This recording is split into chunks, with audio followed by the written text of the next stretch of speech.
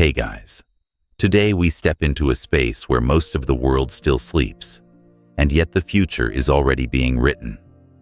Imagine this.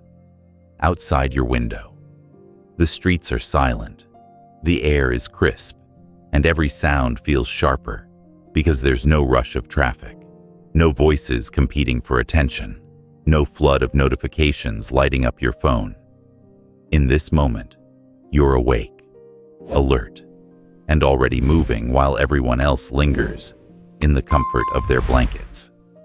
It feels like you've discovered a hidden portal into extra time, a doorway the rest of the world never bothers to open. Success isn't about luck or talent or even sheer hard work alone. It's about what you choose to do with these rare, unclaimed hours at the very start of your day. That first hour is not just a block of time. It's the opening move in the game of your life. Think about it like a chess match. If your first move is hesitant or sloppy, you'll spend the rest of the game trying to recover. But if your first move is decisive, intentional, and strategic, everything else flows in your favor. The first hour after waking is that move. Most people treat mornings like an accident. They stumble out of bed, fumble for their phone, and let chance dictate their mindset. You're going to treat it like the single most valuable piece of real estate in your entire day. When you rise early, you claim a head start, not just in hours, but in clarity. Science already shows us that your brain functions at its sharpest within the first 2 to 3 hours of waking. Neurotransmitters like dopamine and serotonin naturally peak, giving you a mental edge in problem solving, focus, and emotional balance. Cortisol, the hormone of alertness, spikes at the right time to help you feel awake and ready. Your biology is primed to perform, but only if you step into that rhythm intentionally, instead of dragging it down with snoozing, scrolling, or rushing. Now, here's where most people get stuck. They believe the first hour is negotiable, something they can burn through mindlessly and still expect the day to go well. But imagine your day as a tall building. The first hour is the foundation. If you pour it with care, strength, and precision, the whole structure stands tall. If you rush it, cut corners, or fill it with cracks, the tower wobbles and collapses under pressure. That's why the first 60 minutes hold disproportionate power. They don't just shape how you feel in the morning. They echo into every decision, every interaction, every challenge you'll face hours later. This is why the 5 a.m. habit is so much more than simply setting an alarm. It's a statement to yourself. I choose discipline over comfort, direction over drift, intention over accident. You're not just waking up earlier than usual. You're declaring war on mediocrity. And the battlefield is your very first hour. Think for a moment about what usually happens when you wake later, when the sun has already risen, and the world is loud with demands. You're instantly reactive, answering texts, chasing deadlines, rushing through breakfast, fighting traffic. Your mind is pulled in 10 directions before you've even taken a deep breath. But when you start at 5 a.m., the world has not yet claimed you. You are proactive, shaping your day before it shapes you. That difference between reacting and creating is the gap between stagnation and momentum, between average results and extraordinary breakthroughs. Still, I know what you might be thinking. I'm not a morning person. I just can't do it. But let's be honest, that's not identity, that's habit. The truth is, no one is naturally a morning or night person forever. Your body adapts to the rhythms you reinforce. If you've spent years staying up late, your biology has adapted to expect that. But when you shift to an earlier rhythm and stay consistent, your body learns to rise with energy. The resistance you feel isn't proof that you can't do it.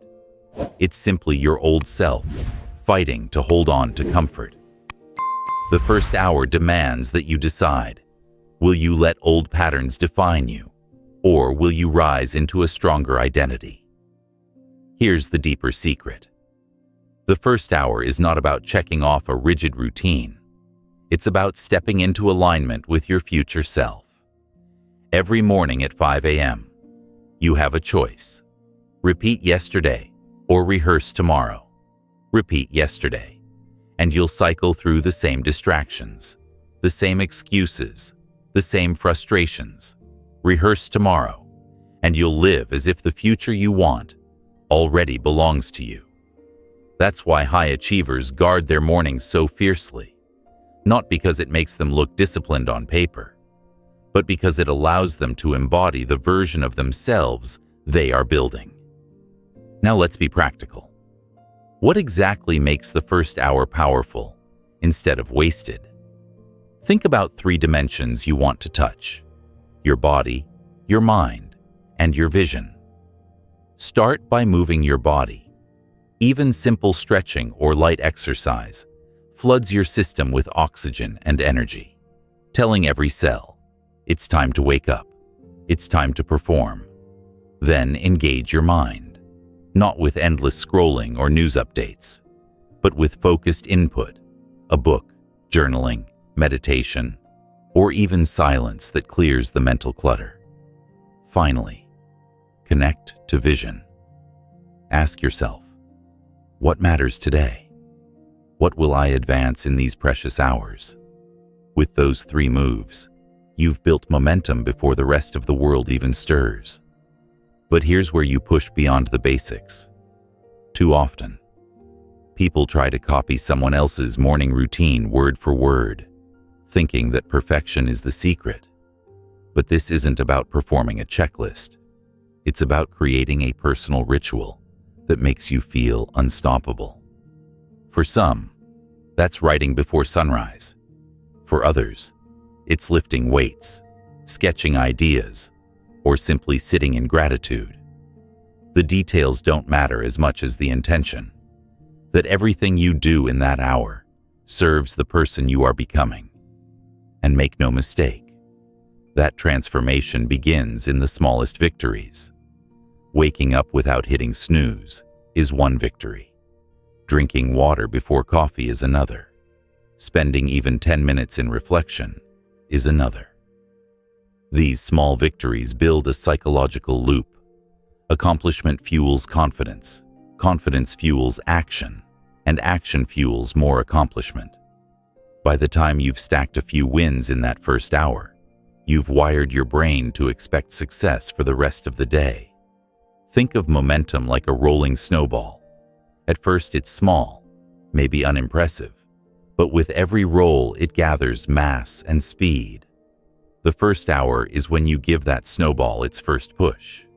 Neglect it, and your day struggles to get traction. Honor it, and the momentum grows so large that even setbacks later can't fully derail you.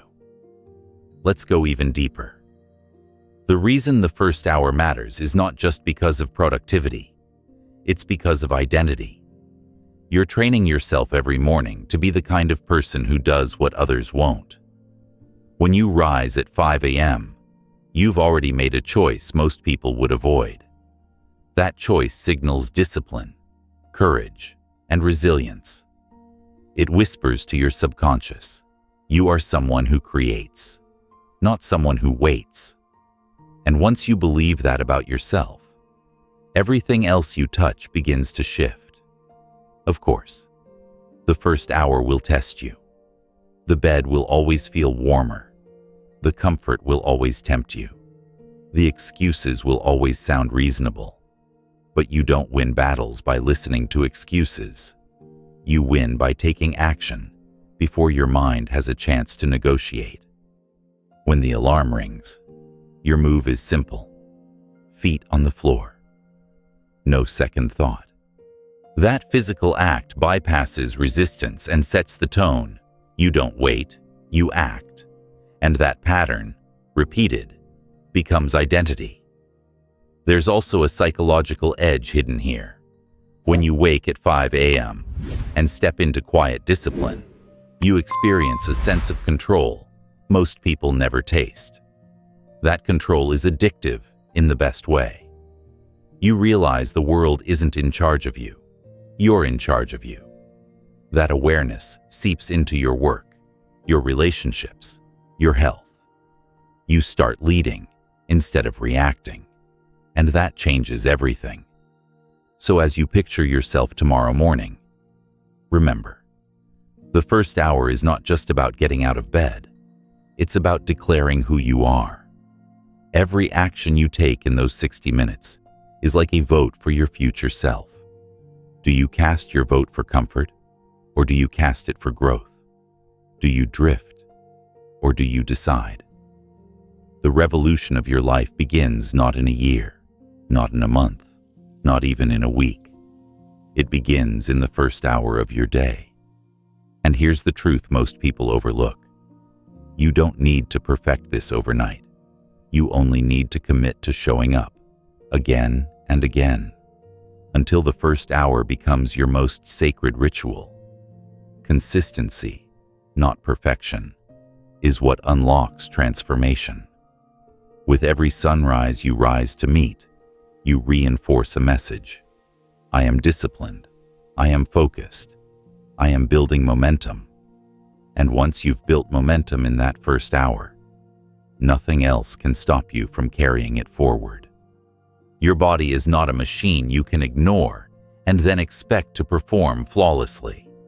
It is a living rhythm, a symphony of cycles tuned to the rise and fall of light. You might think you control your day with alarms and calendars, but underneath it all, your circadian rhythm is conducting the music of your life. When you wake at 5 a.m., you aren't just choosing discipline. You are choosing to align yourself with this hidden conductor, to ride the natural waves of energy and clarity instead of fighting against them. Circadian rhythm is a 24-hour cycle deeply wired into your biology. It governs when your brain feels alert, when your muscles recover, when your hormones peak, and even when your immune system sharpens or falters. You've experienced it without even realizing. That groggy feeling after staying up too late, that strange jet lag after crossing time zones, or that surge of energy when sunlight hits your skin. This rhythm is real, and when you master it instead of ignoring it, mornings stop being a struggle and start becoming an advantage. At 5 a.m., you are working with nature. Cortisol, your body's natural wake-up hormone, peaks naturally around sunrise. That's not an accident. It's your biology priming you for alertness and focus. Melatonin, the hormone that tells your body to sleep, has faded away by then if you've rested properly. This hormonal choreography creates a window where your brain is fresh, your willpower is strongest, and distractions are almost non-existent. Yet most people sleep straight through it. They burn those golden hours under the covers, and then wonder why they feel sluggish and behind when they finally drag themselves into the day. Think about the frustration of starting late. You wake at 8 or 9, hit snooze a few times, scroll through notifications, and before long, you're already reactive. The emails are piled up. Texts are waiting. Maybe traffic is stressing you out. By the time you try to focus, your circadian rhythm has already dipped. Your peak alertness is wasted, and you're fighting uphill for the rest of the day. It feels like running with weights tied to your legs. Now imagine the opposite. You wake at 5, hydrated, moving your body, giving your brain oxygen and sunlight. You're in sync with your body's natural rhythm. Your attention is sharp. Your creativity flows. And you can tackle the hardest work of your day while your mind is at its strongest. This is why mastering circadian rhythm is not about forcing yourself into an unnatural schedule. It's about reclaiming the schedule your body was designed to keep. Let's explore how your rhythm actually works. Think of it as cycles within cycles. You have the macro cycle, the 24-hour circadian rhythm that tells you when to wake and when to sleep. Inside that, you have ultradian rhythms, smaller 90-minute cycles where energy rises and dips. This is why you sometimes feel a wave of focus followed by a lull. The secret is to use these waves strategically. When you wake at 5, you catch the start of your sharpest ultradian cycles. That means your first blocks of work are happening when your brain is primed for its best performance. There's also something powerful about light itself. Your brain responds to light through special receptors in the eyes. When natural morning light hits your retinas, it sends a signal to the suprachiasmatic nucleus, the master clock in your brain. That signal resets your circadian rhythm, aligning your body with the day. This is why stepping outside in the first hour of waking is so effective. Just 5 minutes of natural light can anchor your rhythm, suppress lingering melatonin, and supercharge your alertness. Compare that to staying indoors with dim artificial lighting. Your body stays confused, your rhythm drifts, and you feel groggy. Here's the reality. Modern life constantly sabotages your natural rhythm. Late-night screen use floods your brain with blue light, tricking it into thinking it's still daytime. Irregular bedtimes keep your hormones off balance. Weekend catch-up sleep creates what scientists call social jet lag, where your body feels like it's changing time zones every Monday. No wonder mornings feel impossible for so many people. But when you consistently wake at 5, protect your evenings from late-night overstimulation, and give your body predictable light cues, you bring the rhythm back under control. That's when mornings start feeling less like punishment and more like freedom. But let's take this deeper. The circadian rhythm is not just about sleep and wakefulness. It's about emotional stability and long-term health. People who consistently align with early rising often experience lower stress levels, stronger immune function, and reduced risk of chronic conditions. Why?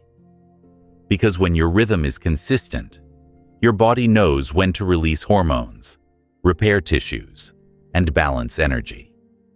You are literally rewiring your health at the hormonal level. Early risers often report greater emotional resilience too, because the neurotransmitters that govern mood, serotonin, dopamine, are optimized when the rhythm is steady. It's not just science, it's also psychology. When you wake with the rhythm of the sun, you feel more connected to the day. There's a primal satisfaction in rising with the light, in knowing you're moving in harmony with forces bigger than yourself. It reminds you that discipline is not about denying yourself. It's about aligning yourself. And that alignment shows up everywhere, in your focus, your patience, your creativity, and your physical energy. So how do you lock into this rhythm? First, protect your evenings. Go to bed consistently, ideally around 9:30 or 10, so your body can complete the necessary 90-minute sleep cycles before 5 a.m. Second, control your light. Dim artificial lighting in the evening. Avoid screens or use filters, and let your brain prepare for rest. Then, in the morning, flood yourself with natural light as soon as possible. Third, honor your rhythm on weekends. Sleeping in late resets your body like jet lag, making Monday mornings a war. Consistency is the golden rule. You might resist at first. The first few mornings may feel heavy, your body craving its old schedule. But remember, adaptation is inevitable. Studies show it takes about 3 weeks for the body to shift rhythms and 90 days to make it permanent. Once you cross that threshold, mornings become natural. The resistance fades, and the clarity you feel becomes addictive. Picture this. You wake at 5, step outside, and the first light of dawn touches your skin. Your brain wakes up, your energy rises, and your mind feels crisp. You move your body, drink water, breathe deeply, and feel momentum building before most of the world has stirred. That alignment isn't just discipline. It's a gift you've given yourself by listening to your biology. The rhythm of your body is always speaking. Most people ignore it, drown it out with noise, or fight against it with poor habits. You won't. You'll learn to dance with it, to wake when your energy is strongest, to rest when your body asks, to build your days around natural cycles rather than artificial demands. And in that dance, you'll discover a kind of freedom most people never know. The freedom of flow. The freedom of working with nature instead of against it. Your circadian rhythm is your ally. Honor it. Align with it. And it will carry you farther than brute force ever could. Because in the end, success is not about grinding harder. It's about moving in rhythm with yourself, harnessing the invisible cycles that already want to make you sharper, stronger, and more unstoppable than you've ever been. The moment you decide to rise early, you're not just changing a schedule, you're changing who you are. Most people think habits are about behavior.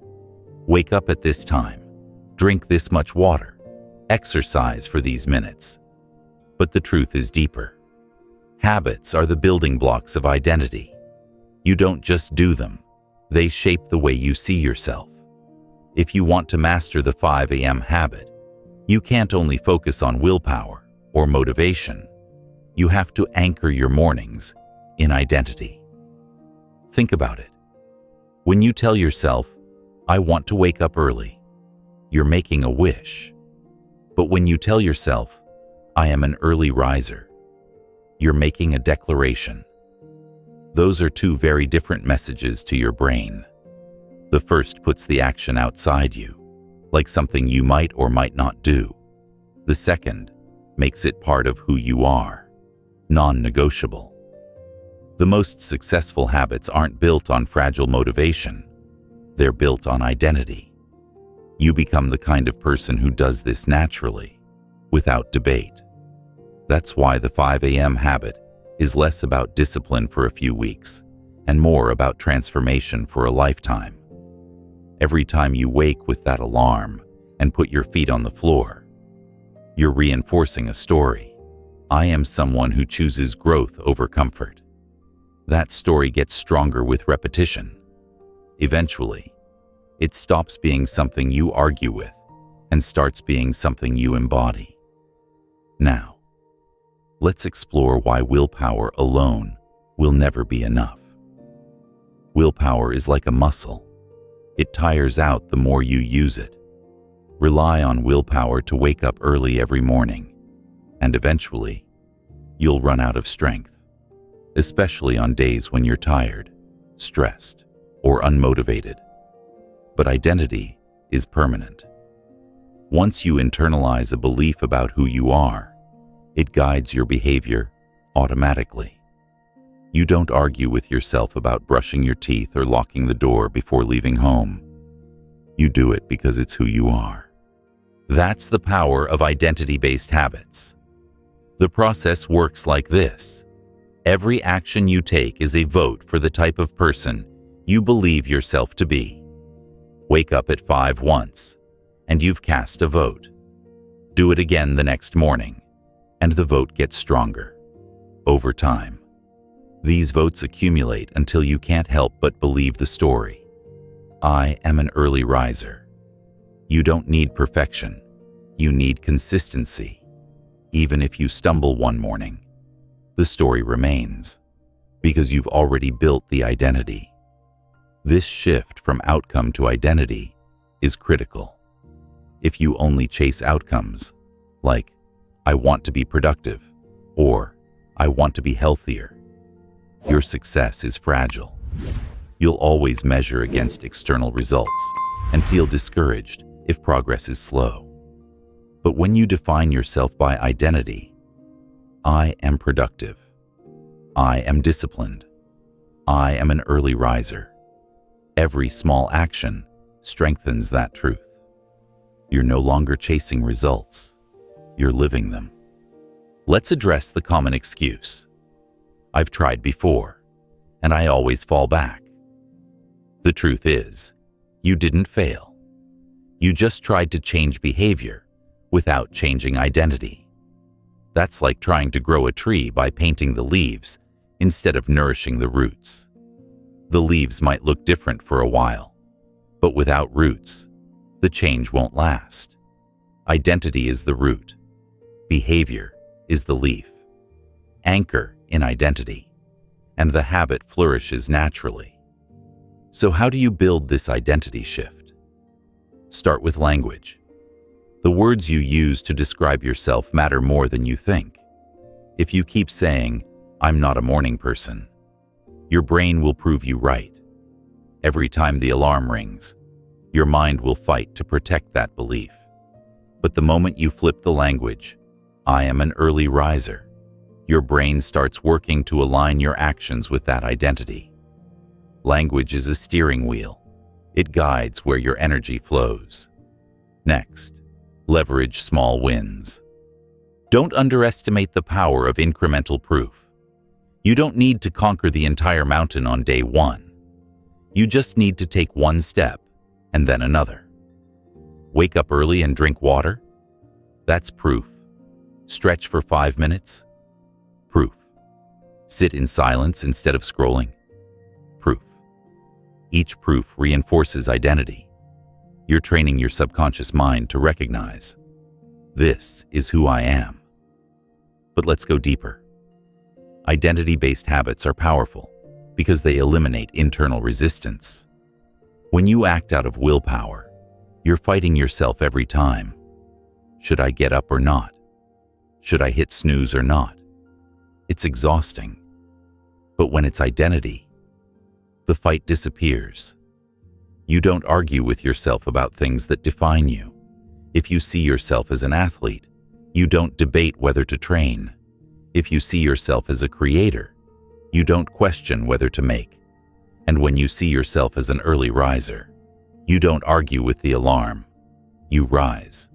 There's also a ripple effect. Once you anchor the 5 a.m. identity, it bleeds into every other area of life. Discipline in one domain strengthens discipline in others. When you rise early, you naturally begin to view yourself as someone who has control. That identity makes it easier to eat better, to stay consistent with workouts, to push harder in your work, to stay focused in relationships. One identity shift becomes the keystone that strengthens everything else. Here's the danger of ignoring identity. If you don't intentionally choose who you are, old identities cling to you. The night owl, the procrastinator, the I'll start tomorrow person. These identities are heavy weights you carry every day. And the sad part? Most people carry them so long, they forget they can set them down. You don't have to keep telling yourself the same old story. You can decide today, I am someone new, and then back it up with action until it becomes unshakable truth. Remember the 21-90 principle. It takes about 21 days to build a habit and 90 days to make it part of your lifestyle. Those aren't just random numbers. They reflect how long it takes your brain's neural pathways to rewire themselves. In the beginning, the old identity will pull at you, whisper excuses, and try to drag you back. But every day you repeat the new pattern. You carve deeper grooves in your brain. After 3 weeks, it starts to feel easier. After 3 months, it feels natural. After that, it feels like who you are. This is why you must guard your early identity fiercely. Don't let old language sneak in. Don't let one rough morning convince you the story isn't real. Protect it, feed it, reinforce it. The moment you internalize the belief, I am an early riser, the habit locks in. And once it locks in, it frees up energy for bigger battles. You no longer waste mental fuel debating whether to wake early. You just do it, and the energy you save flows into building your goals. So tomorrow, when the alarm rings, don't see it as a test of willpower. See it as a chance to vote for your identity. Get up, put your feet on the floor, and whisper to yourself, I am an early riser. Each time you repeat that loop, you strengthen the story. And in the end, it's the story you tell yourself that defines your life, far more than the goals you set. Identity over willpower. That's the secret. The 5 a.m. habit isn't just about time, it's about who you become. Once you shift your self-image, the habit stops being a battle and becomes a way of life. You're not dragging yourself out of bed anymore. You're stepping into alignment with who you already are. Disciplined, focused, unstoppable. And that, more than anything else, is what will carry you beyond mornings into a transformed life. When the alarm rings, it's not just a sound, it's a duel. The instant you hear it, two voices start arguing in your head. One whispers, just 5 more minutes, you deserve it. While the other insists, get up now, this is who you are. That's the battle of resistance at dawn. It's the snooze button versus your destiny, comfort versus commitment, excuses versus discipline. If you've ever wondered why it feels so hard to wake early, it's not because your body can't. It's because your mind is negotiating with itself in those fragile seconds. Think about what the snooze button really means. It's not harmless. Every time you press it, you're teaching your brain a lesson. Delay is acceptable. Promises can be broken. Discipline is optional. You might think you're buying 10 more minutes of sleep, but what you're actually buying is a day that starts with self-sabotage. The mind records the act of postponing as a pattern, and that pattern seeps into everything else. If you can delay waking, why not delay working? If you can delay starting the day, why not delay chasing the dream? Snoozing is more than a button. It's a message. But you're here to break that cycle. You don't have to live at the mercy of morning resistance. In fact, the very act of defeating resistance is what makes you stronger. Comfort will always call to you. The bed will always feel warmer. The excuses will always sound reasonable. But growth does not live in comfort. It lives on the other side of resistance. The alarm is not your enemy. It's your training partner. Every morning it tests you, and every morning you get the chance to prove to yourself who you really are. Here's the truth. Resistance is psychological, not physical. Yes, you might feel drowsy at 5 a.m. But science shows your body can adapt quickly when your rhythm is consistent. What really makes mornings feel impossible is the mental story you attach to them. If you go to bed thinking, I'm going to be so tired tomorrow, you'll wake up tired. If you tell yourself, I wake refreshed and ready, your brain starts to believe it. The expectancy effect, your belief shaping your experience, is powerful. That's why you must reframe dawn as an opportunity, not a punishment. Practical strategies make a difference here. One of the most effective is the feet on the floor rule. The moment the alarm rings, your first mission is simple. Plant your feet on the floor. Don't think, don't negotiate, don't analyze. Thinking is what gets you into trouble, because the mind will always invent a dozen reasons to stay in bed. But action cuts through thought. When your feet touch the ground, momentum takes over. You've already won the first battle, and that victory creates energy for the next. Another strategy: place your alarm across the room. It sounds almost silly, but it works because it forces movement. When you physically get up to silence the alarm, you've already broken the inertia of lying down. By the time you've stood and walked, the chances of crawling back into bed shrink dramatically. And if you combine this with immediate triggers, drinking water, turning on bright lights, stretching, you create a cascade that signals your body it's time to be alert. But resistance isn't just about physical actions. It's about mental preparation. The battle of dawn is won the night before. If you stay up scrolling until midnight, you've already surrendered to tomorrow's resistance. If you go to bed with dread, telling yourself mornings are torture, you've already lost the psychological game. That's why evening rituals are critical. Prepare your environment so the morning feels frictionless. Lay out your clothes, set out your journal, fill a glass of water. These small signals tell your brain, the morning is ready. The decision is already made. Think about professional athletes. They don't wake up and wonder if they'll train. They prepare the night before so there's no negotiation. Their shoes are waiting. Their gear is ready. Their schedule is clear. You can do the same with your mornings. Remove the decision-making, because decisions drain energy. When you know exactly what to do the moment you rise, resistance has less room to argue. Let's address the mental excuses one by one. I need more sleep. Truth, you need better sleep, not necessarily more. With quality rest and consistent cycles, you'll feel more refreshed at 5 a.m. than you ever did after 9 fragmented hours. I'm not a morning person. Truth, you're not fixed. Your body adapts to whatever rhythm you train it for. If you've spent years staying up late, of course mornings feel foreign, but with consistency, your rhythm rewires. I'll start tomorrow. Truth, tomorrow is the favorite hiding place of resistance.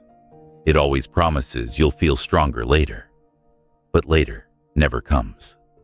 Only action now breaks the loop. Resistance also disguises itself as logic. It will whisper, you were up late, you need recovery, or you've worked hard, you deserve rest. And sometimes rest is valid, but more often it's comfort in costume. The way to tell the difference: ask yourself, does this decision move me toward my vision or away from it? If the answer is away, it's resistance talking. The key is not to eliminate resistance. That's impossible. The key is to expect it and act anyway. Once you see resistance as a normal part of growth, it loses power. It's like lifting weights. The resistance is what builds the muscle. Without it, you'd never grow. Each morning, when resistance presses down, you push back. That push strengthens you, not just for waking up early, but for everything else in life. And here's the beauty. Once you start winning consistently, resistance weakens. The first mornings might feel brutal. Your body protests, your mind screams, your hand hovers over the snooze. But with each victory, you train yourself. After a few weeks, the pattern feels natural. After a few months, it feels automatic. Resistance doesn't vanish, but it shrinks into background noise. You stop asking, "Can I do this?" and start affirming, "This is who I am." So when the alarm rings tomorrow, remember, you're not fighting an alarm clock. You're fighting for your identity. Every choice in those first seconds is a declaration. You can either say, "I give in to comfort," or "I rise because this is who I am." The bed will tempt you. The snooze will lure you. The excuses will sound convincing. But your future doesn't care about comfort. Your future cares about courage. And courage, at 5 a.m.,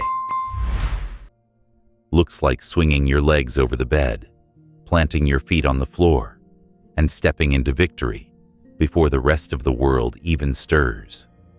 Sleep is the silent partner of the 5 a.m. habit. You can't rise early with clarity if your nights are scattered, shallow, or cut short.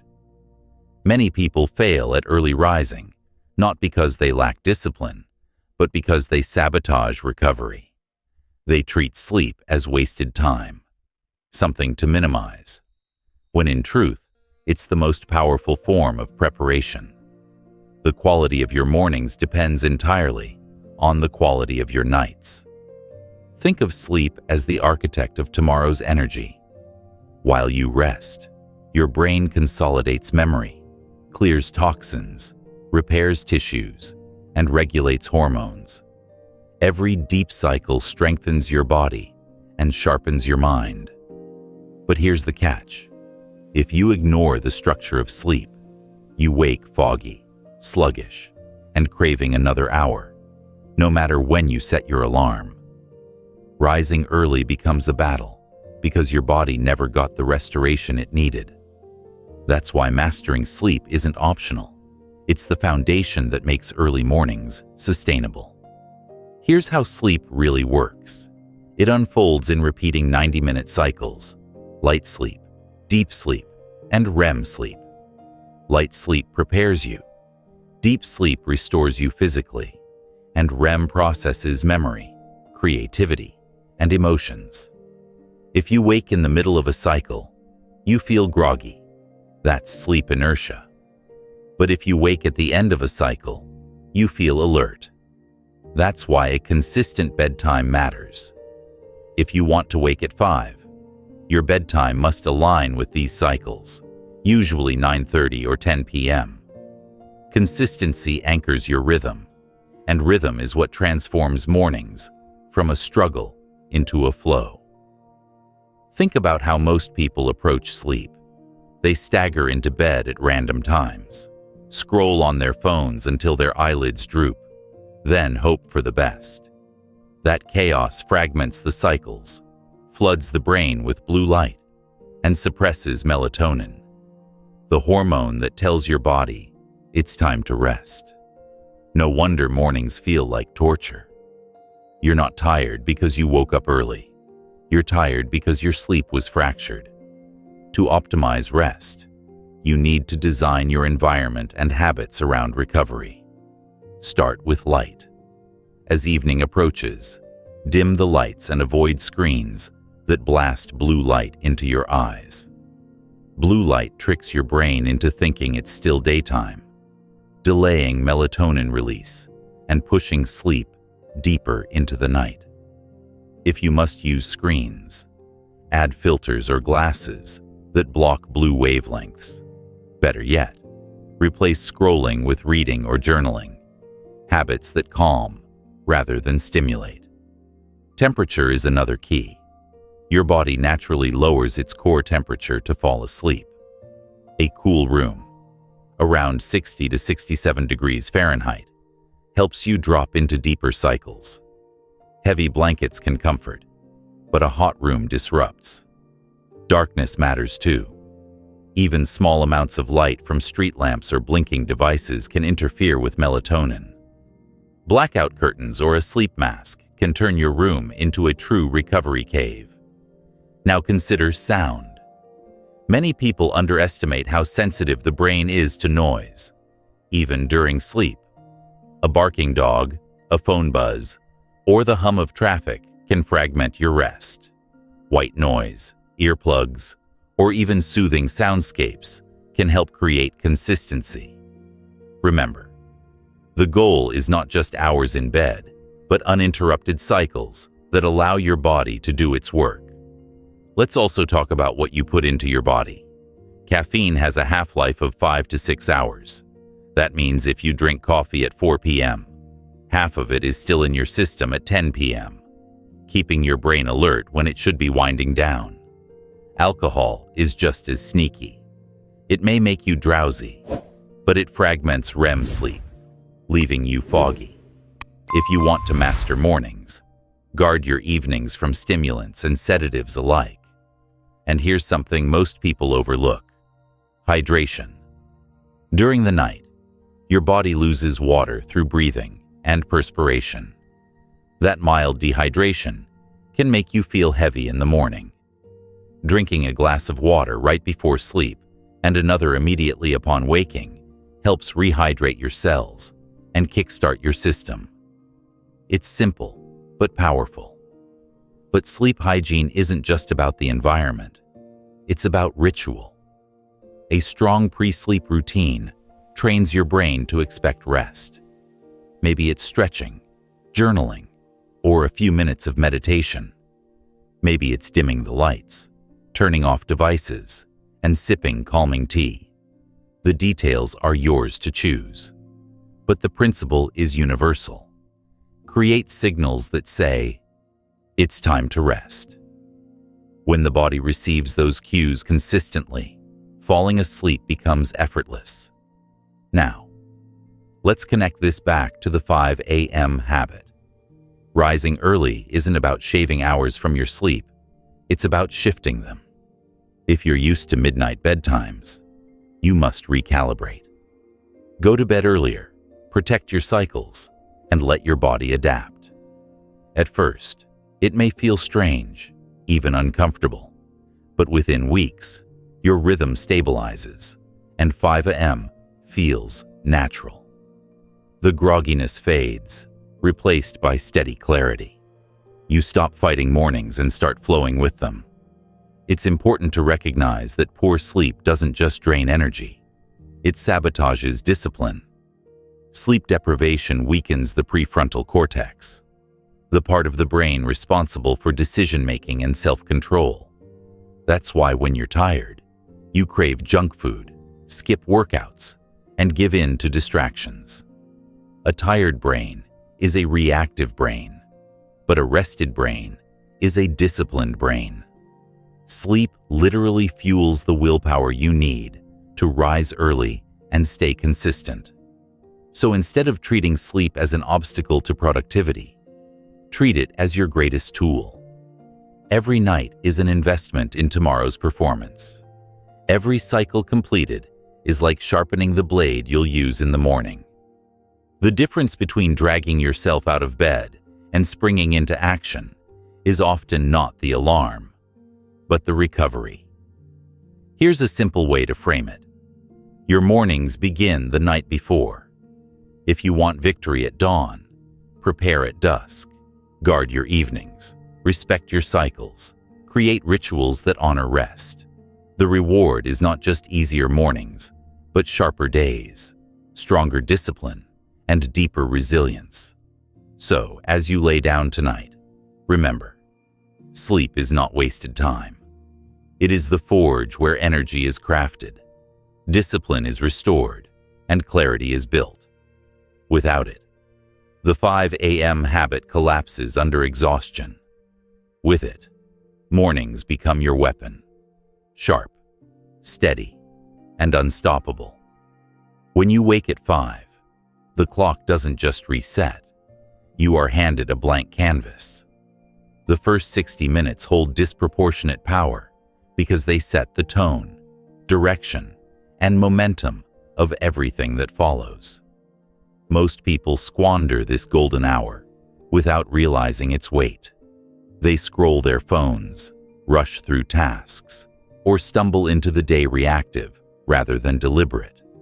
But you will treat this time as sacred. The first hour is not for distraction. It is for building momentum, anchoring your state, and designing your trajectory. Think of the morning like a launching pad. A rocket doesn't drift lazily into space. It ignites with force, aligning systems, generating thrust, and breaking free of gravity. Your morning routine is that ignition, done right. It gives you thrust powerful enough to break through the pull of laziness, distraction, and stress. Done wrong. You stay trapped in orbit, circling the same unproductive patterns. So, what does a powerful morning look like? It's not about complexity or length. It's about alignment. The most effective routines revolve around 3 pillars: priming the mind, activating the body, and directing the day. These pillars ensure you start with clarity, energy, and focus, the trifecta of high performance. Let's begin with priming the mind. The brain wakes in a malleable state, still free from the noise of notifications and obligations. This is your chance to condition your mental state intentionally. Gratitude journaling shifts your focus from what's missing to what's abundant. Meditation calms the mental chatter and sharpens awareness. Affirmations reinforce your identity. I am an early riser. I am disciplined. I am unstoppable. Even 5 minutes of reflection, when done consistently, builds resilience and focus that ripple through your entire day. Now, to the body. Movement is fuel. It doesn't have to mean a full gym session. It could be yoga, stretching, a brisk walk, or push-ups on the bedroom floor. The purpose is circulation, oxygen, and energy. When you move your body early, you shake off sleep inertia, release endorphins, and activate systems that make you alert. Think of it as flipping the switch from rest mode to performance mode, and then directing the day. This is where most people miss the mark. They dive into emails or to-do lists and end up reacting to everyone else's priorities. But if you want control, you must set intentions before the world intrudes. Write down your top 3 priorities. Decide what must be done, not just what could be done. This clarity reduces decision fatigue later, because you've already chosen the direction of your energy. Your morning routine is not about filling time. It's about aligning yourself with purpose. The beauty of this routine is momentum stacking. One positive action fuels the next. Drink water, and you feel refreshed. Move your body, and you feel energized. Reflect, and you feel focused. Plan, and you feel in control. By the end of 60 minutes, you've built a stack of victories. That stack becomes psychological armor. Even if the rest of the day throws challenges, you already carry the momentum of winning the morning. But let's also be practical. Perfection is not required. Some mornings will be smooth, others messy. The power lies in consistency, not flawlessness. Even a condensed routine, 5 minutes of stretching, 5 minutes of journaling, 5 minutes of planning, can anchor your state. It's not about how long you spend, but about the fact that you show up every morning with intention. Why does this matter so much? Because mornings are disproportionately influential. Neuroscience shows that the prefrontal cortex, the part of the brain responsible for focus and decision-making, is sharpest in the early hours. Cortisol levels peak naturally, boosting alertness, dopamine and serotonin. Your motivation and mood chemicals are in balance. If you waste this window, you're working against your own biology. If you seize it, you're working with it. There's also a psychological truth. The first victory of the day sets the standard for the rest. Wake early, hydrate, move, reflect, plan. You've already proven discipline before most people have even opened their eyes. That proof stays with you, whispering through every challenge. I've already won today. Contrast that with hitting snooze, stumbling late, and rushing through chaos. That sets the opposite tone. I'm behind. I'm reactive. I'm scattered. Your day mirrors your morning. Here's the deeper power. The morning routine is not about tasks. It's about identity reinforcement. Every action whispers a message to yourself. Drinking water says, I honor my body. Moving says, I choose energy. Reflecting says, I cultivate clarity. Planning says, I control my time. These messages stack into an identity, and identity creates consistency. Over weeks and months, you stop thinking of the morning routine as effort. It becomes who you are. Let's address the common pitfalls. The first is distraction. If you check your phone first thing, you hand your mental state to algorithms and strangers. The solution: keep your phone out of reach until after your core routine. The second is overcomplication. Some people create routines so elaborate they collapse under their own weight. Keep it simple. Focus on the pillars: mind, body, direction. The third is inconsistency. Missing one morning isn't failure, but abandoning the system after one disruption is. The cure: flexibility. Adapt the length, not the habit. Even a 5-minute routine keeps the streak alive. Now imagine the compounding effect. One morning routine won't change your life, but stack 60 intentional minutes, day after day, and the results multiply. In a month, you feel sharper. In 3 months, you feel transformed.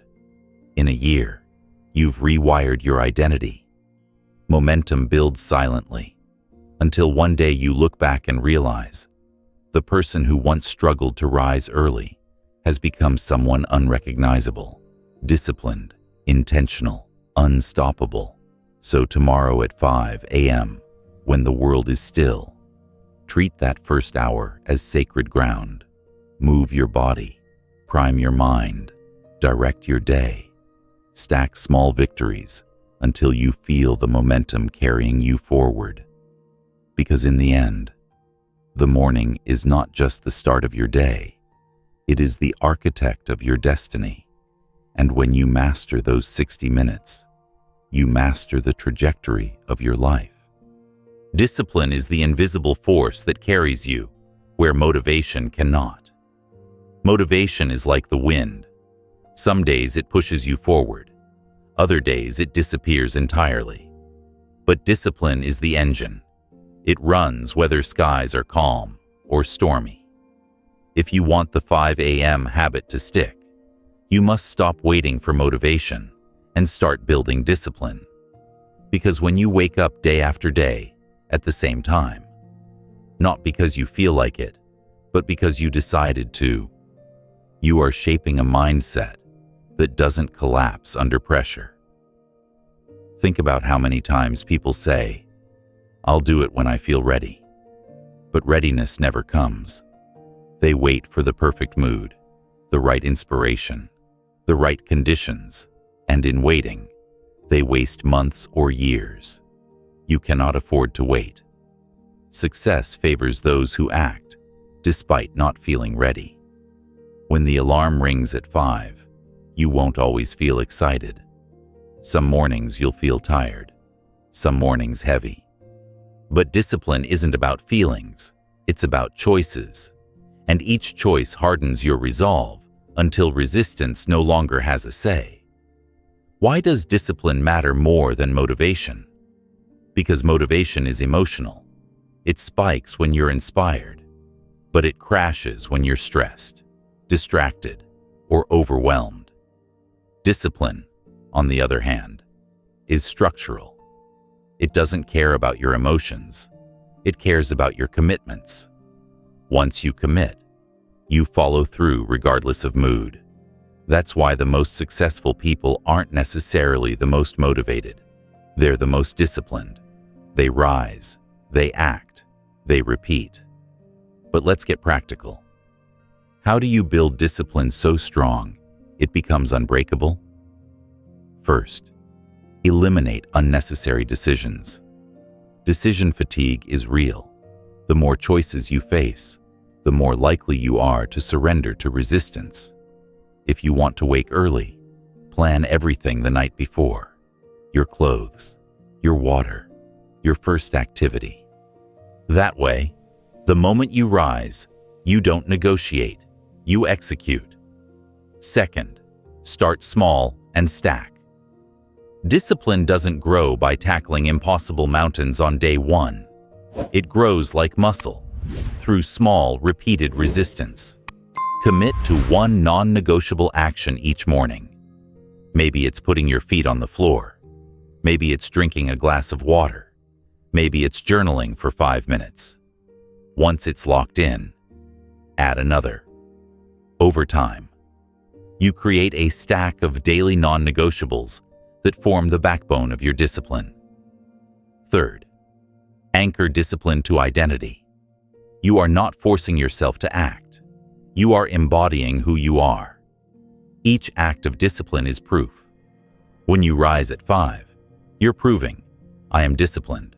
When you skip snooze, you're proving, I am consistent. When you follow through, you're proving, I am unstoppable. Proof reinforces identity, and identity fuels discipline. Fourth, embrace discomfort. Discipline thrives in the presence of resistance. If you only act when things are easy, you'll never grow. But when you lean into discomfort, the chill of dawn, the ache of effort, the sting of sacrifice, you build mental toughness. Each time you endure what others avoid, you raise your threshold for challenge. You become the kind of person who does what others won't, and that is the edge that sets you apart. Let's address the enemy of discipline: excuses. Excuses masquerade as logic. I need more sleep. I worked hard yesterday. I'll start tomorrow. But excuses are lies. Comfort tells you to stay the same. Discipline exposes those lies. Discipline says, I choose growth over comfort. I choose progress over procrastination. And when you choose discipline often enough, excuses lose their grip. There's also the trap of relying on streaks. Many people commit to discipline only as long as the streak stays unbroken. One missed day, and they collapse, telling themselves they've failed. But true discipline isn't fragile like that. True discipline survives breaks, setbacks, disruptions. If you miss a day, the next day you return stronger. Discipline is not about perfection, it's about persistence. Here's the deeper truth. Discipline is freedom. Most people think discipline restricts them, like it cages them into routines. But in reality, discipline frees you. When you control your mornings, you free yourself from chaos. When you control your habits, you free yourself from regret. When you control your mind, you free yourself from excuses. Discipline is not a prison. It is the key that unlocks freedom. So tomorrow, when your alarm rings, don't ask if you're motivated. Ask if you're disciplined. Motivation will come and go. Discipline will carry you through storms. And as you build this habit, you'll notice something powerful. Discipline doesn't just apply to mornings. It bleeds into everything: your work, your health, your relationships. The muscle you train at dawn strengthens every other area of your life. You may not feel motivated, but you can always choose to be disciplined. And each time you choose, you cast another vote for your future self. That's how transformation happens. Not in one burst of inspiration, but in countless small acts of discipline stacked day after day. When you master discipline, mornings stop being a struggle. They become a statement. You rise not because you feel like it, but because it's who you are. And when discipline becomes your nature, no challenge, no excuse, no resistance can hold you back. Discipline gives you the power to act daily. But what transforms those daily actions into massive results is the compound effect of habits. Imagine dropping a single pebble into a still pond. At first, you only see a small ripple, but soon, the ripple expands, touching every edge of the water. That's exactly how habits work. A glass of water at dawn, A few minutes of journaling, 10 push-ups before sunrise. They look small, almost trivial, but stack them every single day, and over time, they ripple outward, shaping your body, your mind, and your future. The biggest mistake people make is underestimating the value of small actions. They want dramatic transformation in a week or sweeping change in a month. When they don't see fireworks, they quit. But growth rarely comes with fireworks. It comes quietly, invisibly, compounding in the background until suddenly, it's undeniable. Think about it. Reading 10 pages a day doesn't feel like much. But over a year, that's more than 3,000 pages, 10 to 15 books. A brisk walk each morning feels simple, but in a year, it's hundreds of miles walked, calories burned, energy gained. Waking at 5 doesn't feel heroic in the moment, but after months, the discipline, clarity, and focus it creates add up to an entirely new version of you. This is the principle of momentum stacking. Each morning, victory, no matter how small, creates momentum for the next. Drink water, and you feel refreshed. Move your body, and you feel alive. Journal, and you feel clear. Plan, and you feel directed. By the end of the first hour, you've stacked several wins. And when you carry that stack into the day, it becomes almost impossible to slip back into chaos. Momentum is like gravity. Once it pulls you forward, it's hard to stop. The compound effect doesn't only apply to positive habits. It applies equally to negative ones. Hit snooze today, scroll aimlessly tomorrow, skip the workout the next day. The ripples of those actions expand too. They may not wreck your life in a week, but over time, they carve grooves of procrastination, lethargy, and regret. The same law governs both growth and decline. Small actions multiplied over time produce massive results. The choice is whether those results move you forward or drag you backward. Here's where most people get trapped. They think transformation requires massive effort. But in truth, it requires consistent effort. It's not the one workout that changes you. It's the 100. It's not the one morning you rise at 5. It's the 50. Habits don't shout. They whisper. They don't demand attention. They accumulate quietly, invisibly. And then, one day, you wake up and realize you've become someone else. Not because of one grand act, but because of thousands of small ones. Think about bamboo. For years, it grows underground, invisible. You water it daily, but nothing happens.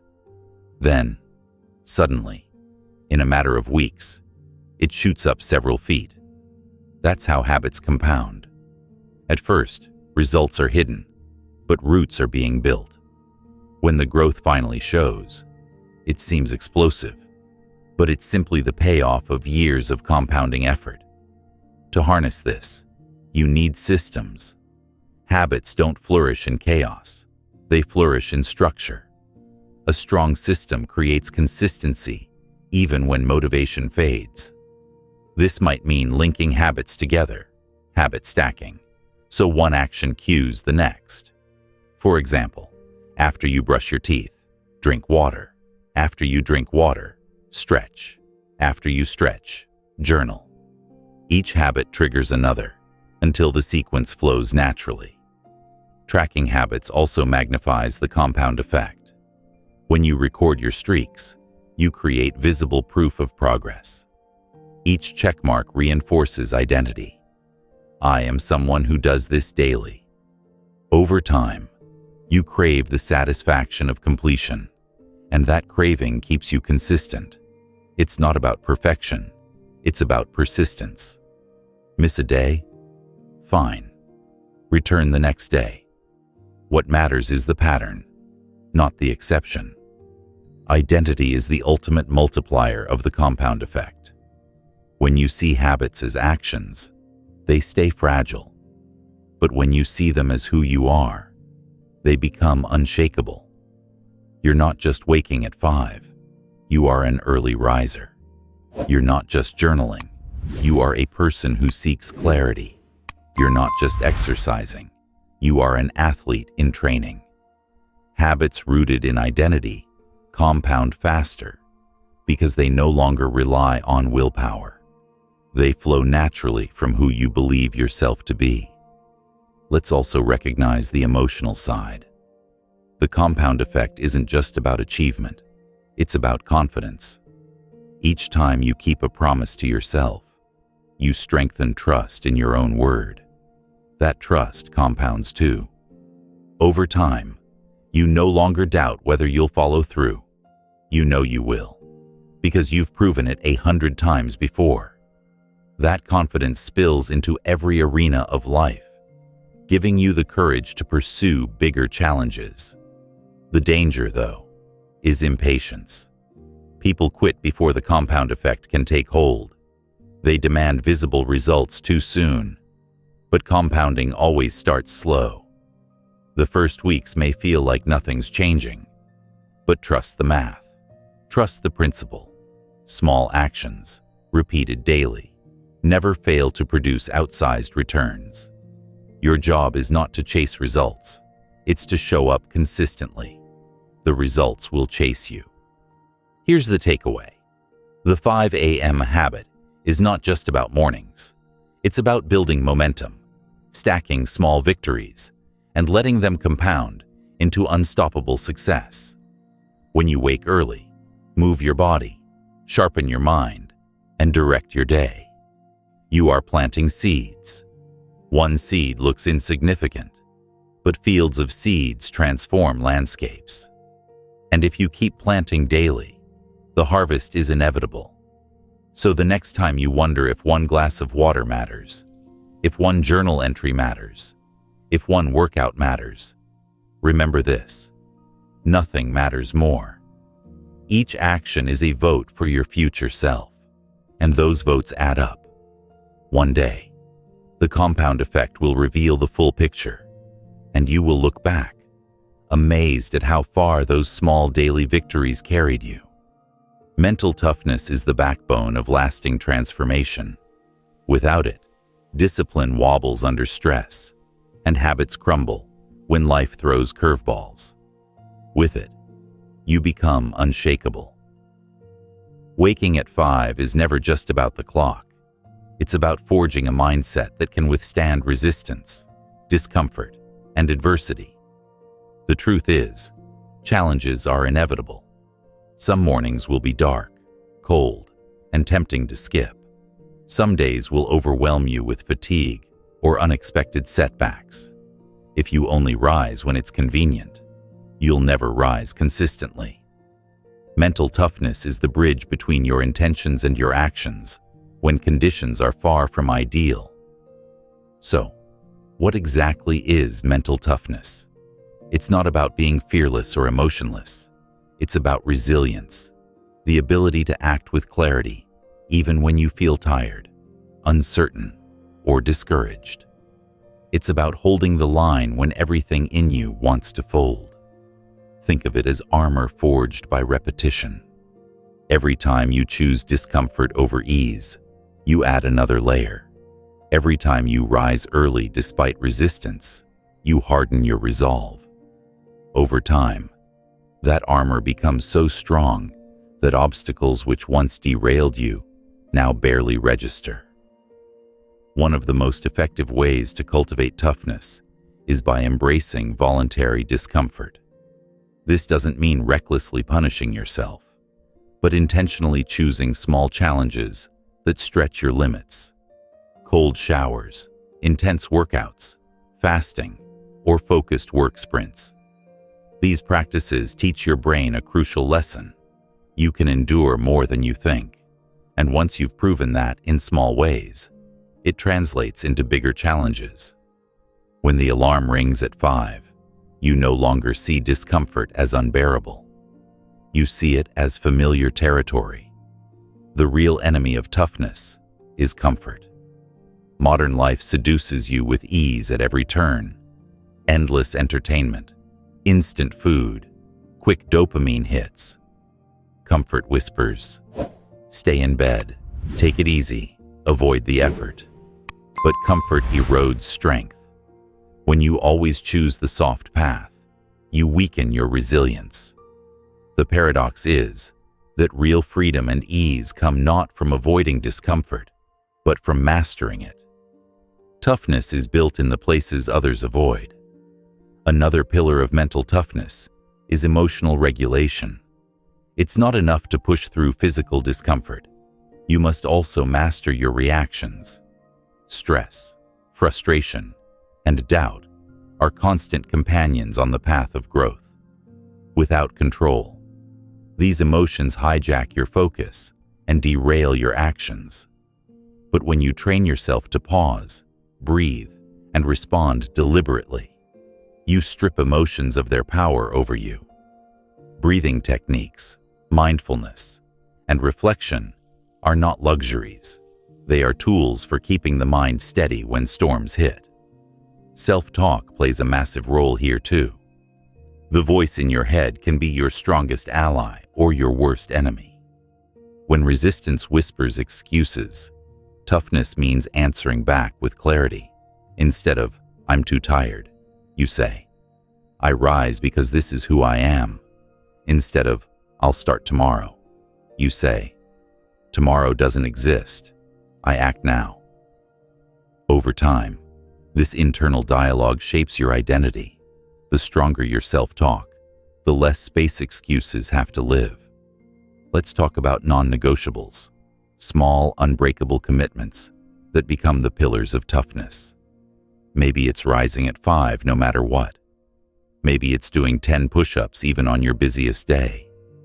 These non-negotiables don't have to be huge, but they must be sacred. By honoring them daily, you send a message to yourself. I keep promises to me. That self-trust compounds into toughness. Because once you know you will not break your word to yourself, you become unstoppable. Another key is reframing setbacks. Weakness sees setbacks as proof of failure.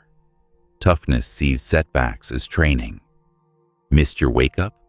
Instead of spiraling into guilt, you analyze why and adjust. Felt sluggish? Instead of declaring defeat, you tweak your recovery and keep going. Toughness doesn't mean perfection. It means persistence. The resilient don't quit when disrupted. They return stronger. Think of athletes who keep training through injuries, entrepreneurs who rebuild after failures, or soldiers who endure conditions unimaginable to most. What separates them is not motivation, but an unshakable mental edge. They have trained themselves to keep moving forward, regardless of circumstance. And that edge is not reserved for the elite. It is available to anyone willing to practice resilience daily. So how do you train toughness practically? You create controlled friction in your life. Wake up earlier than comfortable. Exercise when you don't feel like it. Finish tasks when distraction tempts you. Each small victory becomes mental weightlifting. The more you lift, the stronger you grow. Over time, what once felt impossible becomes ordinary. Rising at 5 is no longer a battle. It's simply who you are. The reward for toughness is not just consistency, it's freedom. Because when you know you can endure fatigue, discomfort, and setbacks, fear loses its grip on you. You no longer live at the mercy of moods or circumstances.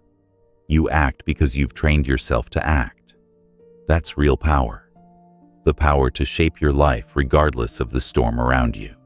So tomorrow, when resistance shows up, when your bed feels warm, when your body feels heavy, when your mind whispers excuses, recognize it as your training ground. Mental toughness is not built in ease. It's built in these exact moments. Smile at the discomfort, rise anyway, and know that with each choice, You're forging armor no obstacle can pierce. Habits are the hidden architecture of your life. Every choice you repeat becomes a groove in the brain, a pathway that eventually feels automatic. When you wake at 5 long enough, it stops being a decision and becomes your nature. That's the power of habit formation. It transfers willpower into autopilot. Instead of constantly debating, you simply do. And when the habits you've built align with your highest values, you become unstoppable. At the core of habit psychology is the habit loop. Cue, routine, reward. The cue triggers the behavior, maybe the sound of your alarm at dawn. The routine is the action, rising, drinking water, journaling. The reward is the payoff, energy, clarity, momentum. Your brain thrives on this loop. Once it identifies the reward as satisfying, it strengthens the pathway until the behavior requires almost no conscious thought. That's why it's so difficult to break bad habits and so transformative to install new ones. But here's where most people stumble. They think habits are about willpower. They believe they need more grit, more determination. But willpower is fragile.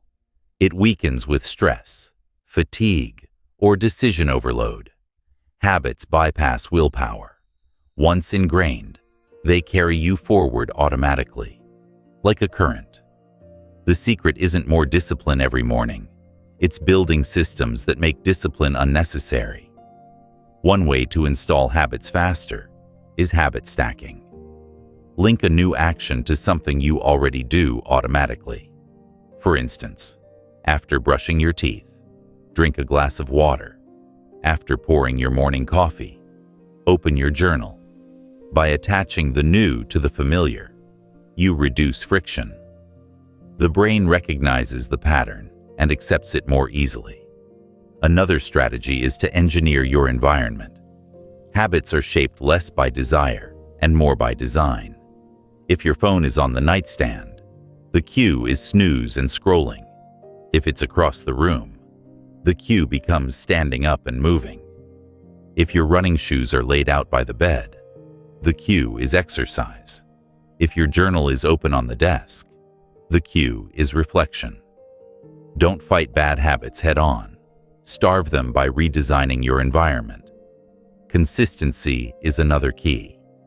Studies show it takes an average of 66 days for a behavior to become automatic, though complexity and frequency affect the timeline. That's why you must commit to the long game. The first 21 days feel like effort. The next 45 days feel like training. And after 90, it feels like identity. If you stop too early, the groove in your brain never solidifies. If you persist, the pathway deepens until you couldn't imagine another way of living. But here's the deeper layer. Habits are not just actions. They are identity statements. When you frame them as outcomes, I want to wake up early, they stay fragile. But when you frame them as identity, I am an early riser, they root deeper. Identity-based habits are self-reinforcing. Every action becomes a vote for who you are. Rise early once, you cast one vote.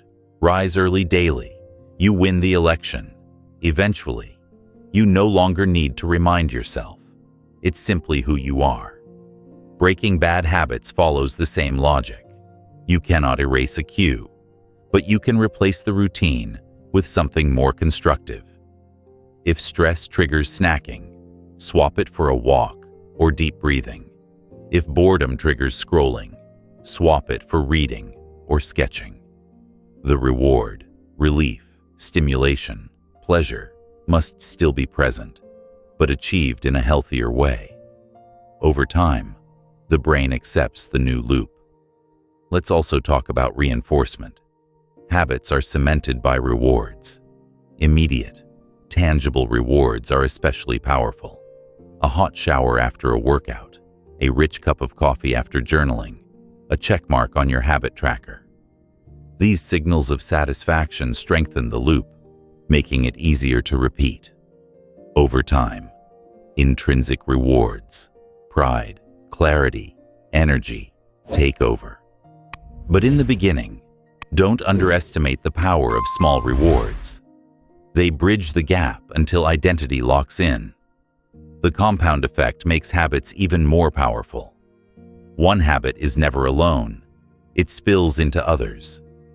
Wake early, and you're more likely to eat clean. Eat clean, and you're more likely to exercise. Exercise, and you're more likely to focus. Each positive habit feeds another, creating an upward spiral. The reverse is true as well. Snooze once, skip the workout, eat poorly, lose focus. That's why one simple change, like waking at 5, can cascade into transformation across your life. But be wary of all or nothing thinking. Many people abandon habits because they miss a day. They believe one break equals total failure. But habits are about trends, not perfection. If you miss once, don't miss twice.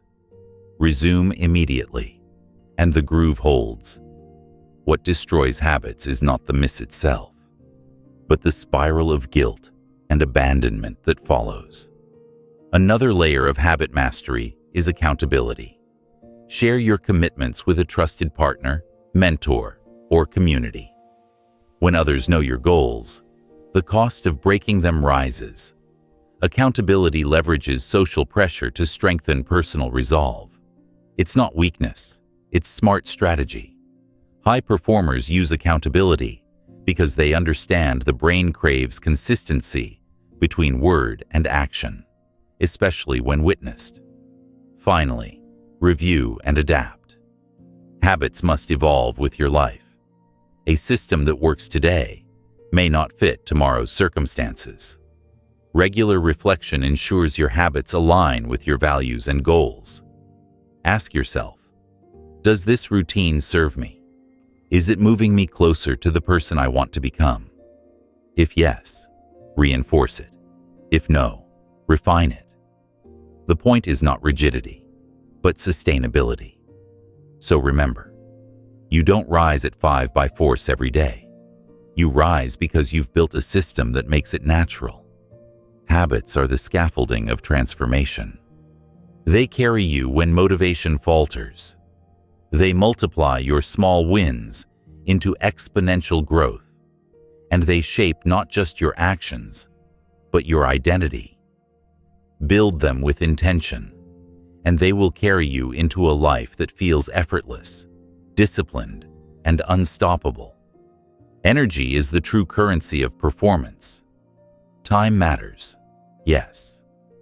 But what use is an hour if you enter it drained, sluggish, and unfocused? You've likely experienced days when you technically had enough hours, but accomplished almost nothing, because your energy was fractured.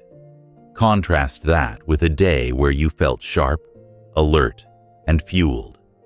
In fewer hours, you produced more, thought clearer, and executed with precision.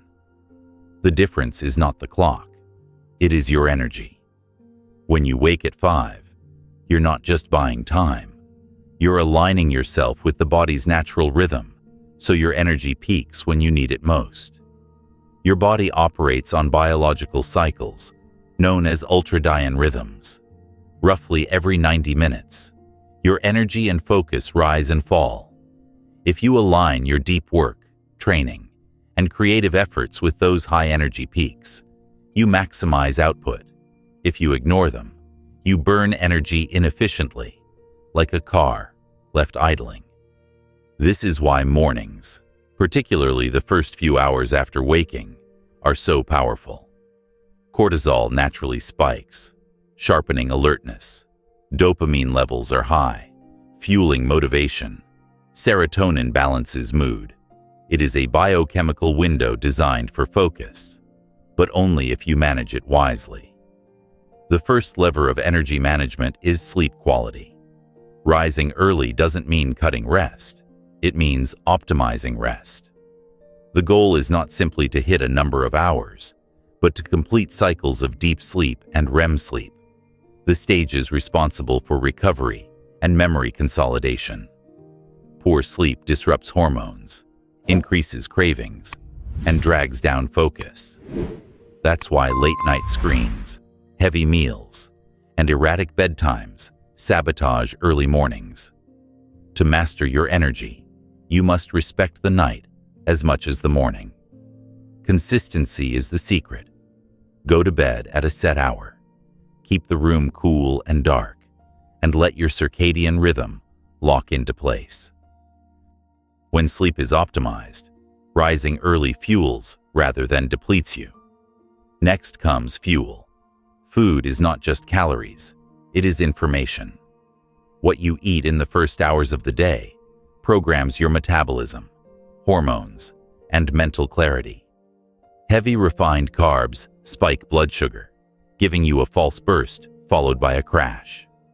Over time, this cycle trains you into dependence on caffeine and sugar to stay awake. But nutrient-dense foods, proteins, healthy fats, and complex carbs create steady energy that sustains you for hours.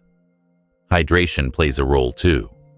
During sleep, you lose water through breathing, leaving you mildly dehydrated by dawn. That dehydration alone can reduce alertness and increase fatigue. A simple glass of water at 5 a.m. becomes a performance tool, waking cells, jump-starting metabolism, and sharpening mental clarity. Movement is another energy lever. Exercise in the morning may feel like an effort, but it activates the nervous system, increases oxygen to the brain, and floods the body with endorphins. It's a natural stimulant, one that carries no crash. Even light stretching or brisk walking triggers circulation and primes you for sustained energy. The key is not punishing intensity, but consistent activation. You don't need an hour-long workout to energize.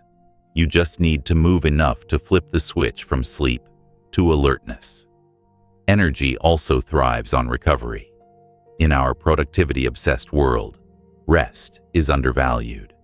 But sustainable performance requires cycles of effort and renewal. Push through fatigue without pause, and you deplete reserves. Respect rhythms of rest, and you amplify performance. This is why short breaks between work cycles, deep breathing, or even micro-meditations recharge energy. Recovery is not weakness, it is strategy. Another dimension is emotional energy. Stress is an enormous drain, often invisible but constant. When cortisol remains elevated from chronic stress, it robs you of focus, disrupts sleep, and exhausts your system. Early mornings are a chance to reset stress before it spirals. Practices like gratitude journaling, mindfulness, or prayer shift the nervous system from fight or flight into calm readiness. This shift conserves energy for where it matters. Progress, not panic. Consider also the environment. Energy is contagious. Spend mornings in clutter, noise, or digital distraction, and you leak energy before the day begins. Spend them in order, stillness, and purpose, and you conserve energy for what matters. This is why designing your space matters. A clean desk, a silent phone, and a light-filled room do more than look good. They reduce friction, and every bit of friction saved is energy preserved. The compounding effect applies here too. Energy builds on itself. Wake hydrated, move your body, fuel wisely, align with your rhythms. Each layer multiplies the next. You create a positive feedback loop where the more energy you invest, the more energy you generate. Over weeks, your baseline rises. What once felt exhausting becomes normal, and what once felt normal becomes effortless. Ultimately, mastering energy is about ownership. Too many people treat energy as accidental. Some days they have it, some days they don't. But energy can be designed through sleep, nutrition, movement, recovery, and mindset. You shape the levels you carry into the day. And when you take responsibility for energy, productivity becomes natural. Deep work flows easier. Discipline feels lighter, and creativity flourishes. Tomorrow, when you wake at 5, don't just ask, "How much time do I have?" Ask, "How much energy can I generate?" Because it's not hours that shape your future. It's the power you bring to those hours. Time without energy is wasted. Energy without direction is scattered, but energy aligned with purpose, that's unstoppable. And when you master your mornings with energy at the center, you unlock performance levels few ever experience. Mindset is the invisible script running every decision you make. It dictates how you interpret setbacks, how you approach challenges, and how you sustain your journey when enthusiasm fades. You can wake at 5 every morning, but if your mindset is brittle, doubt and excuses will eventually erode your progress.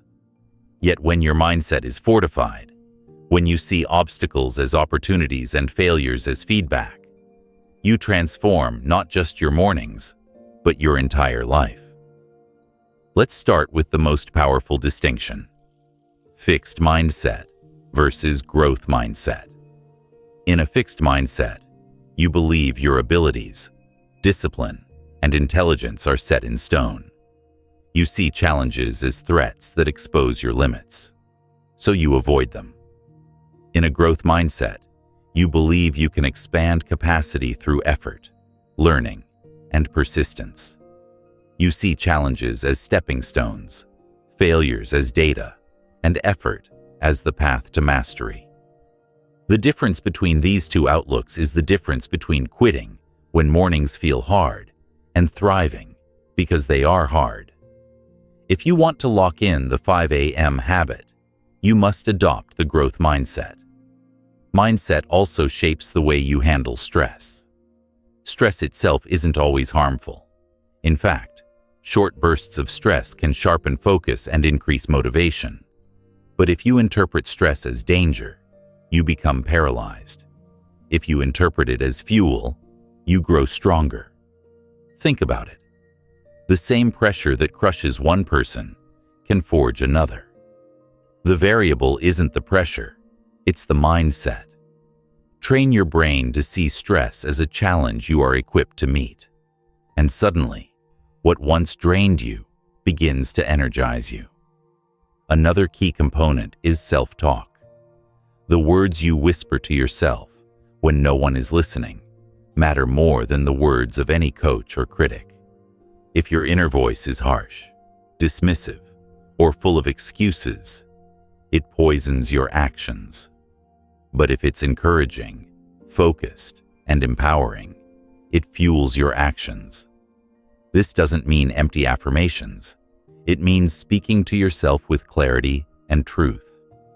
Replace "I'm not a morning person" with "I'm becoming the type of person who rises early." Replace "I can't" with "I will, one step at a time."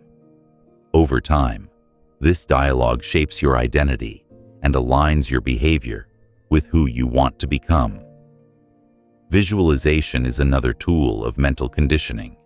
When you vividly imagine yourself rising at 5, moving with energy, and completing your routine with focus, your brain begins to rehearse success. Neuroscience shows that the brain activates similar pathways when visualizing as it does when performing. In other words, mental rehearsal primes physical performance. Athletes use it, leaders use it. You can use it to make the 5 a.m. habit second nature.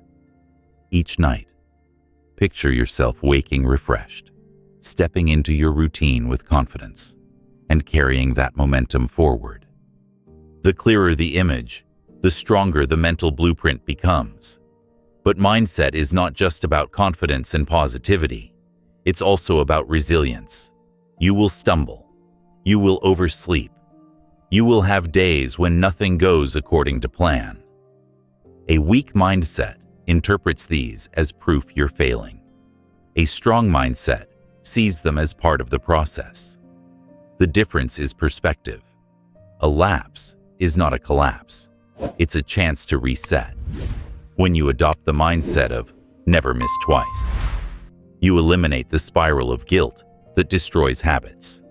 You simply return the next day, stronger and wiser. Emotional resilience is deeply tied to mindset as well. The ability to regulate emotions in high-pressure moments is a superpower. When anxiety rises, breathe. When anger flares, pause. When fear whispers, act anyway. This is not denial of emotions, it is mastery of them. Emotions are signals, not commands. They inform, but they do not dictate. When you train your mindset to hold the steering wheel regardless of emotional weather, you operate from intention rather than reaction. One overlooked aspect of mindset is expectation. Your brain delivers what you expect. If you go to bed thinking, "Tomorrow I'll be exhausted," you prime yourself for fatigue. If you go to bed saying, "Tomorrow I'll wake refreshed and ready," you prime yourself for energy. This expectancy effect is powerful. It explains why some people rise early with ease while others dread it. Mindset shapes physiology. Plant the right expectations, and your body follows. The growth of mindset compounds just like habits. Each time you reframe failure, encourage yourself, or visualize success, you strengthen neural pathways that support resilience. Each time you succumb to excuses, you strengthen pathways of avoidance. The choice is always yours. The key is consistency. Mindset mastery is not about a single inspiring thought, but about daily mental conditioning. Mindset also thrives in environments. Surround yourself with negativity, doubt, and distractions, and your mental script decays. Surround yourself with inspiration, focus, and accountability, and your mental script elevates. Protect your mental diet as fiercely as your physical diet. Books, conversations, media, they all shape your mindset. Curate them wisely. Ultimately, mastering mindset is mastering meaning. Events themselves are neutral. The meaning you attach to them determines whether they weaken or strengthen you. Wake at 5 and stumble. You can tell yourself, "I'm failing." Or you can tell yourself, "I'm learning discipline." The choice of meaning dictates the trajectory of your growth. So tomorrow, don't just rise early. Rise with a fortified mind. See yourself as adaptable, resilient, and unshakable. Speak to yourself with conviction. Visualize your success. Reframe your setbacks. Expect energy. Protect your mental diet. Because mindset isn't just part of the 5 a.m. habit. It's the foundation. With the right mindset, no challenge can stop you. Without it, even the best routine crumbles. But when you align your mornings with an empowered mind, you don't just start the day strong, you start your life strong. Focus has become the rarest resource in modern life. Distraction is everywhere. Phones buzzing, feeds updating, notifications flashing, endless noise tugging at your attention. Your mind, once capable of hours of deep concentration, is now trained to hop like a restless bird from one shiny branch to another. And yet, focus, the ability to enter deep, uninterrupted work, is the very skill that separates the average from the exceptional. Waking at 5 gives you an edge, because in those early hours the world is quiet, the noise is silenced, and your mind can dive deep. But unlocking true focus is about more than just timing. It's about building the art of deep work into your life. Deep work is immersion. It's when time dissolves, distractions fade, and you enter a state of flow where creativity, problem-solving, and execution thrive. In this state, an hour of work can be worth more than a day of scattered multitasking. The science is clear. Each time you switch tasks, a residue of attention lingers, slowing you down. That email check, that quick glance at social media, they don't just cost seconds.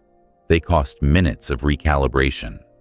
Stack enough of these micro-distractions, and you destroy your capacity for deep work.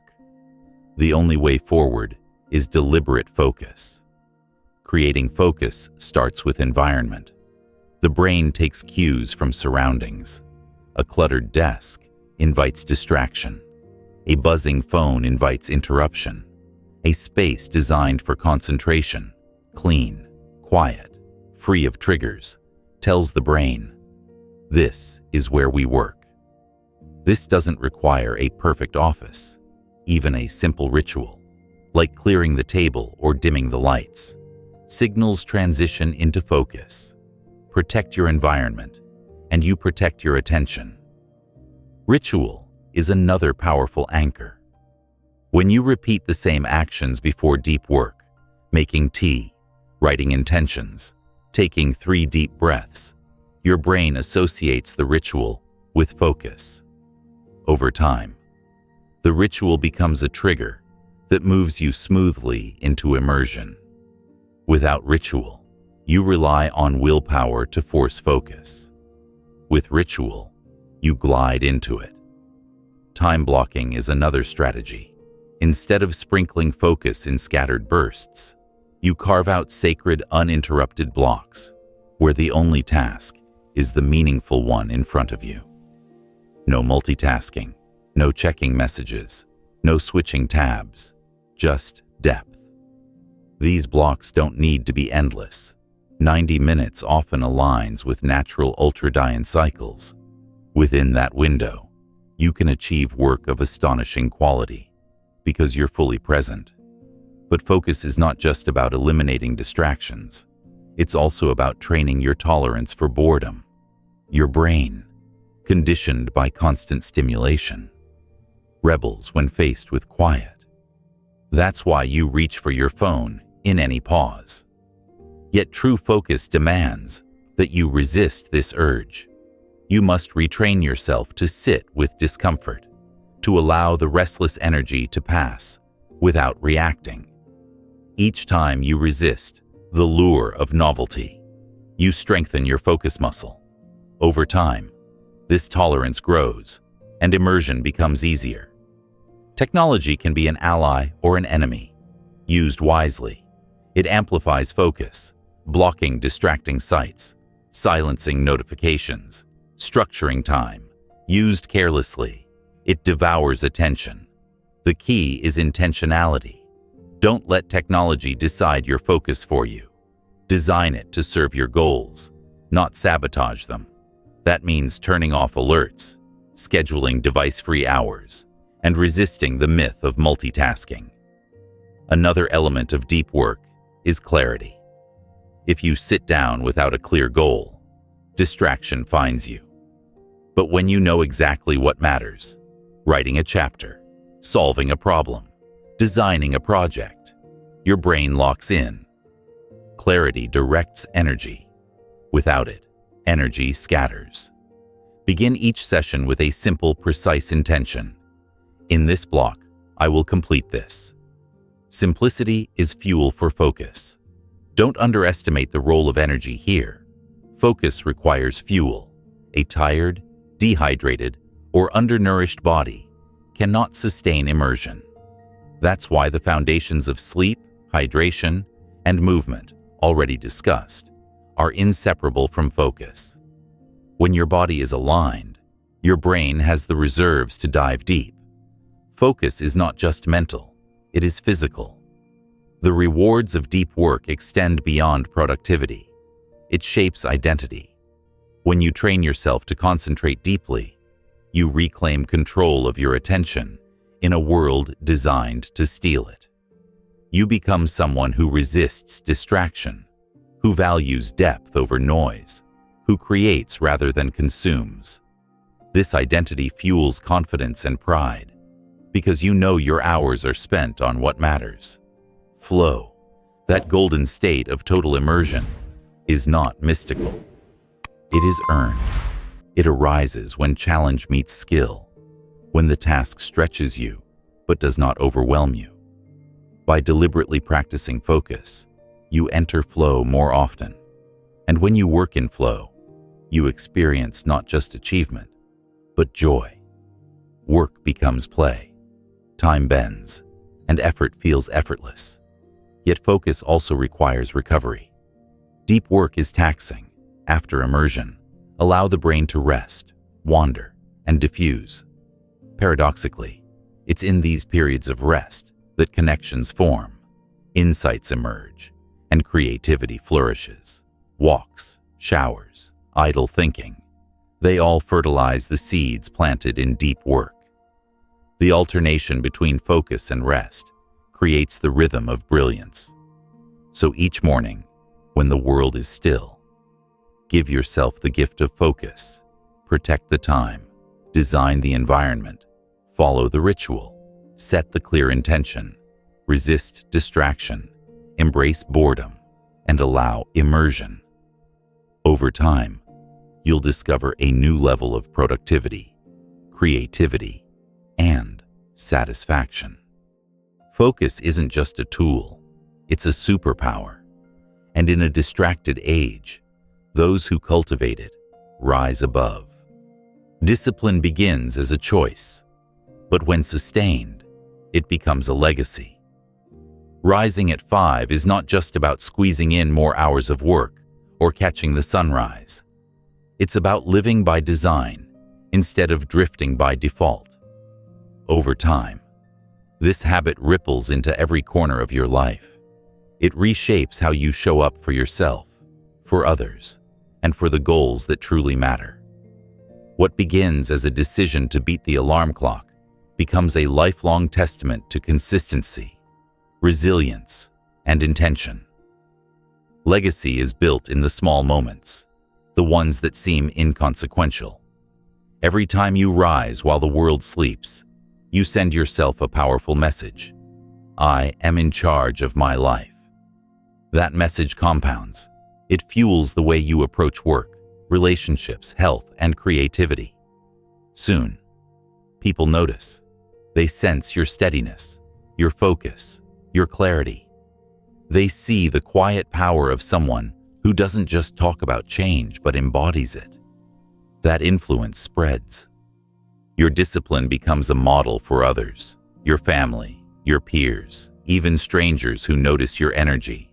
This is the deeper gift of the 5 a.m. habit. It is not merely about personal productivity. It is about the story you tell with your life. When you wake early, align your mornings with purpose, and sustain that rhythm for years, you prove something profound. Growth is possible. Consistency is possible. Self-mastery is possible. That proof doesn't just belong to you. It becomes a beacon for others who doubt their own potential. Think about the ripple effect. A parent who rises early models resilience for their children. A leader who guards their mornings inspires their team to value discipline. A creator who protects their focus produces work that moves the world. In this way, the habit expands beyond you. It becomes part of the fabric of communities, organizations, even generations. Legacy is never built in isolation. It spreads through influence. Yet legacy is not about perfection. It's about persistence. You will stumble. You will oversleep. Life will throw chaos at you. But legacy is not erased by a single lapse. It is written in the long arc of your choices. Each time you return to discipline after disruption, you reinforce a message stronger than flawlessness. I am unbreakable because I always rise again. That resilience becomes part of who you are remembered as. The 5 a.m. habit also reframes how you measure success. It shifts you away from external milestones, promotions, awards, applause, and grounds you in internal mastery. Success becomes less about what you accumulate and more about who you become. The quiet discipline of early mornings carves out a self-image rooted in strength, clarity, and self-respect. And that identity endures long after specific goals are achieved or forgotten. The compounding effect of years of early rising is astonishing. Imagine a decade of mornings where you journaled, exercised, learned, and planned before most people hit snooze. Imagine the clarity gained, the projects finished, the health preserved, the resilience forged.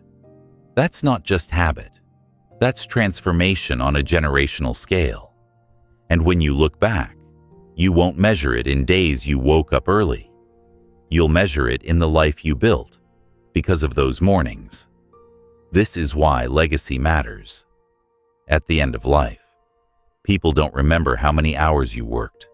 They remember the energy you carried, the example you set, the impact you left. The 5 a.m. habit is a path to ensuring that memory is one of strength and intention, not of drift and distraction. So as you continue this journey, remember that you're not just building a routine, you're shaping a legacy.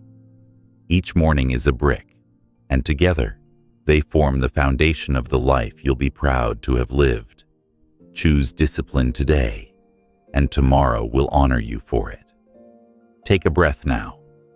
The journey we've walked together has not been about alarms, routines, or even mornings.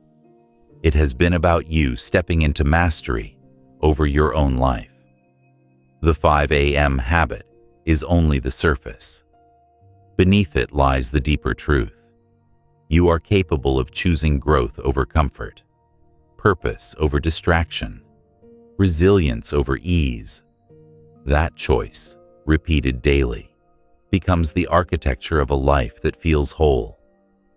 Think of the mornings ahead, the stillness before the world wakes, the crisp air, the quiet streets, the soft light rising. These are not just backdrops for a routine. They are invitations. Invitations to create, to reflect, to move, to align. Each dawn offers you a fresh page, a chance to shape your story with intention. And the more often you accept that invitation, the more your story bends toward excellence. There will be days you don't feel ready, days when sleep tempts you, when resistance shouts, when life weighs heavy. On those days, remember this: strength is not the absence of struggle, but the persistence through it. The very act of rising when you'd rather rest is proof of your resilience. That proof builds self-trust, and self-trust builds everything else. Carry this with you now. Mornings are more than hours. They are symbols. They represent the life you choose to live. By mastering your mornings, you declare that your days and your destiny are yours to shape. The revolution has always been inside you, and with each sunrise, you rise with it.